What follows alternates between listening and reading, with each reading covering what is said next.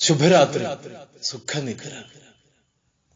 ജീവിതം ഒരു യാത്രയാണ്, അതെല്ലാവർക്കും അറിയാം. പലരും പലതരത്തിലുള്ള ലക്ഷ്യത്തെ മുൻനിർത്തി പലപ്പോഴും തന്റേത് മാത്രം ശരിയെന്ന് പോലും വാദിച്ച് മുന്നേറുന്ന യാത്ര ശരിയല്ല.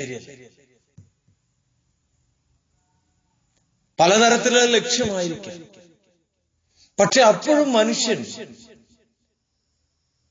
തന്റേത് മാത്രമാണ് ശരി, മറ്റെല്ലാം തെറ്റ് എന്ന് പറഞ്ഞുകൊണ്ടാണ് പോകുന്നത്.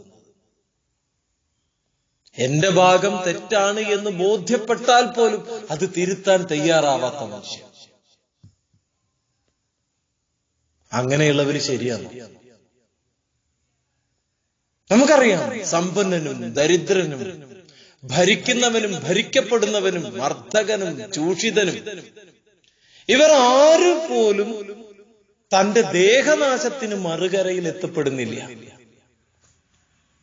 ആരോ ആയിക്കോട്ടെ, മരിക്കാതിരിക്കും,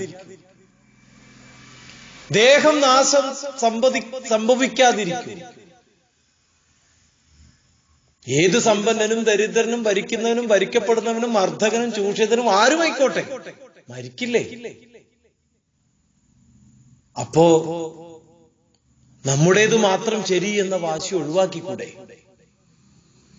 ആരാണെങ്കിലും നാളെ നമ്മളെ ഓർക്കുന്നത് പരോപകാരാർത്ഥം ചെയ്യുന്ന കർമ്മങ്ങൾ കൊണ്ട് മാത്രമായിരിക്കും, മറ്റുള്ളവരെ സഹായിക്കുന്ന കർമ്മങ്ങൾ കൊണ്ടായിരിക്കും.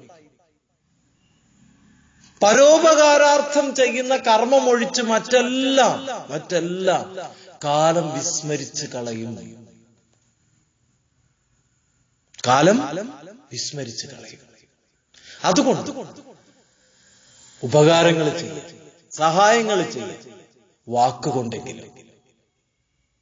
ശുഭരാത്രി, സുഖനിദ്ര.